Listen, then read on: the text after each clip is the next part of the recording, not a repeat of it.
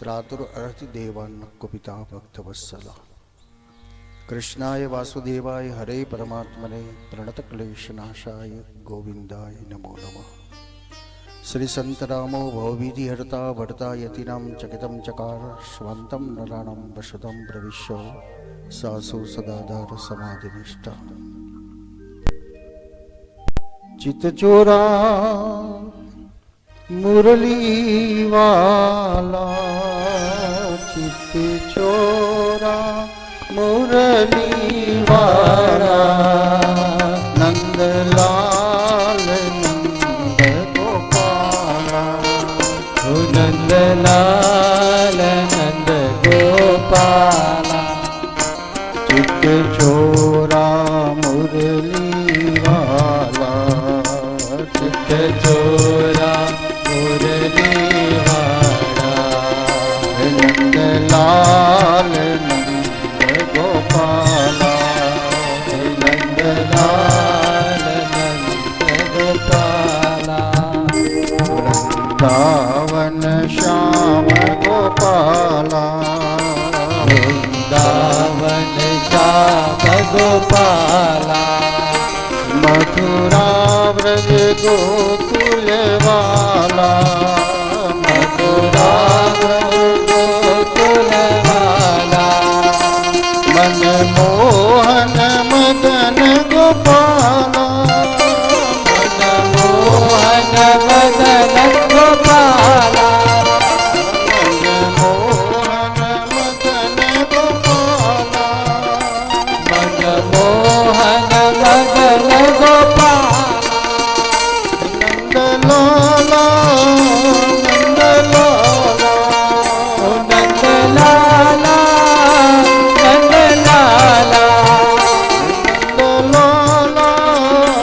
नंदलाला नंदलाला नंदलाला नंदलाला कृष्ण कन्हैया लाल श्री संतराम महाराज की जय। चित्तचोरा मुरली वाला विक्रेतु कामा किल गोप कन्या मुरारी पादार्पित चित्त वृत्ति એવું ચિત્ત ચોરનાર ભગવાન શ્રી કૃષ્ણ આપણે બધા માખણ ચોર તરીકે બહુ પ્રચલિત કરી દીધો છે, પણ કૃષ્ણએ માખણ નથી ચોર્યું, ચિત્ત ચોર્યું છે. ગોપીઓનું મન ચોર્યું છે, ગોપીઓનું હૃદય ચોર્યું છે. એવા તત્રાદ ભગવાન વ્યાસપુત્રો અલક્ષ્ય લિંગો નિજલાપતૃષ્ટો વ્રતશ્ચ બાલેર અવધૂત વેશ એવા અવધૂત સંતરા મહારાજના સાનિધ્યમાં માક્ષર પોષ અને માહ પ્રતિ માસ ભગવત કૃપારૂપી રસામૃતની આ ત્રિવેણી કહો તો ત્રિવેણી, માઘનું સ્નાન કહો તો માઘ સ્નાન એવું પ્રાપ્ત થઈ રહ્યું છે. સંતરામ મંદિર કર્મસદની બહુ જ પ્રસન્નતા અને વિશેષતા મહારાજના અવિરત આશીર્વાદ કહેવાય કે દર માસે સડિંગ 3 માસથી આપ સૌને ભગવત કથા શ્રવણ કરવા માટેનો અવસર મળ્યો છે.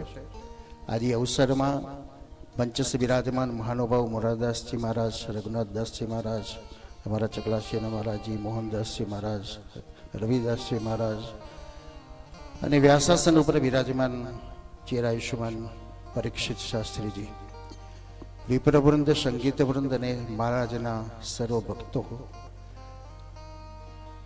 3 વસ્તુ ગાયમાંથી મળે છે, દૂધ, દહીં અને માખણ. 3 વસ્તુ જેને આપણે અમૃત કહીએ છીએ. અને એ અમૃતનો અધિષ્ઠાતા દેવતા તો ભગવાન કૃષ્ણ છે, જે કૃષ્ણને પ્રાપ્ત થયું છે ગાય થકી.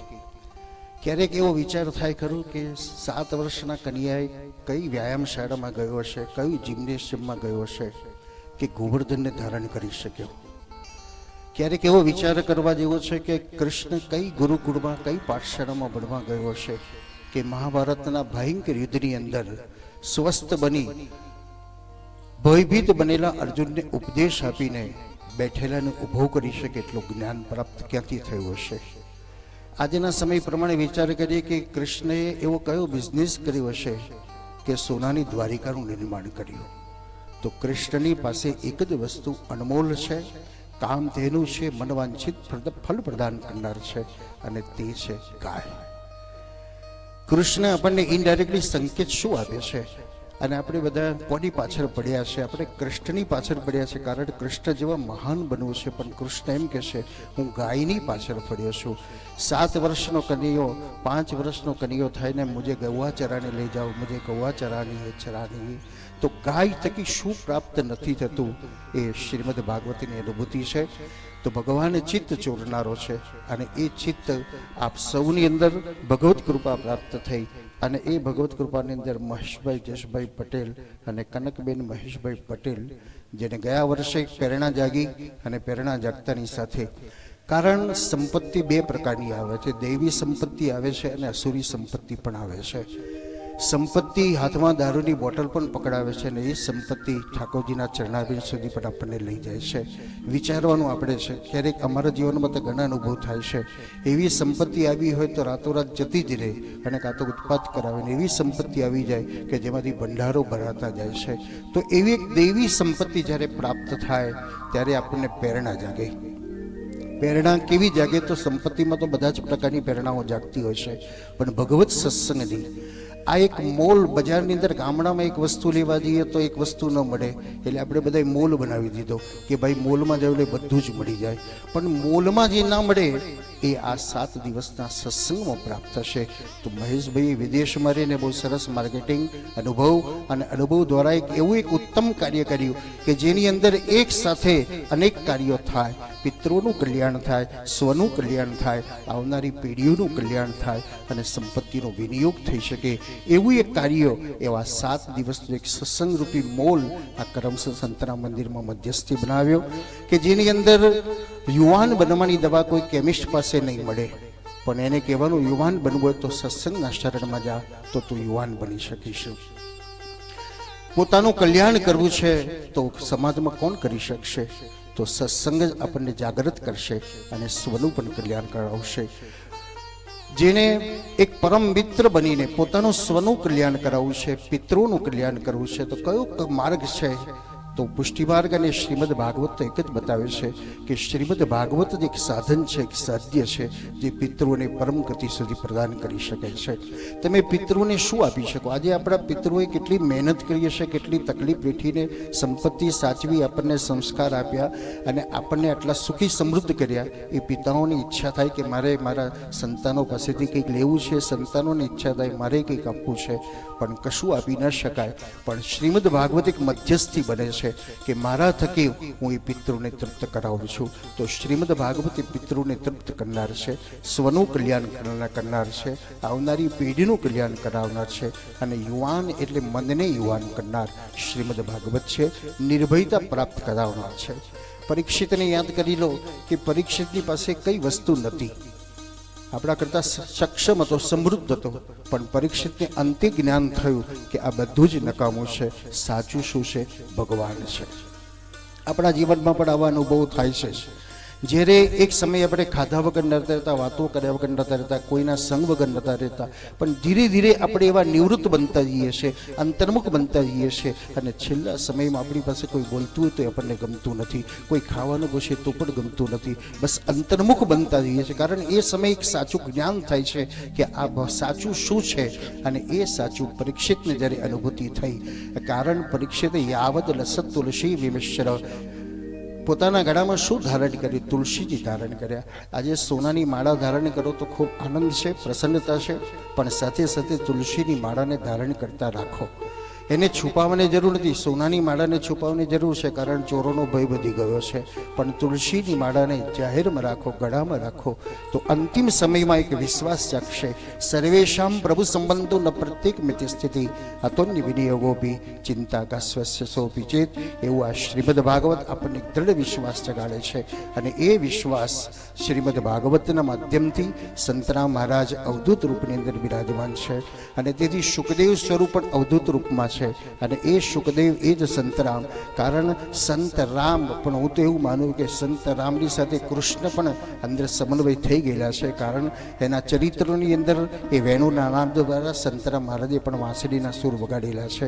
સંતરામ મહારાજે જેમ કૃષ્ણએ ગોપીઓને બોલાવી છે, એમ સંતરામ મહારાજે વેણુના સૂર દ્વારા લક્ષ્મણદાસ મહારાજને આકર્ષિત કરીને ખેંચ્યા છે. તો સંતરામ કૃષ્ણ છે અને એ કૃષ્ણના સાનિધ્યમાં આપણને આનંદ તો વિશેષ છે કે અત્યારે દીકરો નહીં પરંતુ વ્યાસજીના રૂપની અંદર કે જેને બાલ્યાવસ્થાથી એ સંસ્કારનું બીજ જાગૃત થયેલું છે. ગાયોના આશીર્વાદો છે અને આશીર્વાદથી પોતાના સ્વપુરુષાર્થથી આ શ્રીમદ ભાગવતના ગણાનુવાદ લગભગ 125 જેટલી ભાગવત કથાઓ કરી છે. દેશ વિદેશોમાં સત્સંગ માધ્યમ દ્વારા આ એક ભાવ અને વક્તા પણ કેવો સુંદર. આજકાલની અંદર વિક્રય બહુ થાય છે, બધું વેચાવા લાગ્યું છે, એમ શાસ્ત્રો પણ વેચાવા લાગ્યા છે. ખરીદનારો ખરીદવા જાય છે કેટલા રૂપિયા લેશો, અને વેચનારો એમ કહેતો કે આટલા રૂપિયા લેશો. પણ શ્રી વલ્લભની કૃપા અને સંતરામ મહારાજના આશીર્વાદથી કે બંને વક્તા મેં કે પરીક્ષિતે અત્યાર સુધી કોઈ જગ્યાએ ભાગવત વેચ્યું નથી કે આટલા રૂપિયા આપો. બસ આપને જે પ્રેરણા જાગે એ પ્રેરણા દ્વારા. અને બીજું વિશેષતા એ છે કે આ સંસ્થા અને આ વક્તા દ્વારા કરાયેલી કથા કોઈ પોતાના નિજી સ્વાર્થ માટે, પોતાના નિજી ઉપભોગ માટે નથી વપરાતું. જે કંઈ સેવા આવે છે એ બધી જ કૃષ્ણાશ્રય આશ્રમની અનેકવિધ સેવાકીય પ્રવૃત્તિની અંદર સમર્પિત થતી હોય છે. ક્યારેક ક્યારેક મને વિચાર આવે છે કે આપણે આટલું બધું કરીએ છીએ અને છતાંય આપણને એનું પુણ્ય ફળ કેમ નથી મળતું. તો મારા મત પ્રમાણે એવું લાગે છે કે આપણે દાન 5 કરોડ 10 કરોડ જે કંઈ કર્યું પણ એ બધું ફંડમાં જાય છે, એક ઇન્વેસ્ટમેન્ટમાં થાય છે. અને ઇન્વેસ્ટમેન્ટથી ધીરે ધીરે ચકલી આવે અને એમાંથી થોડું થોડું વપરાતું હોય.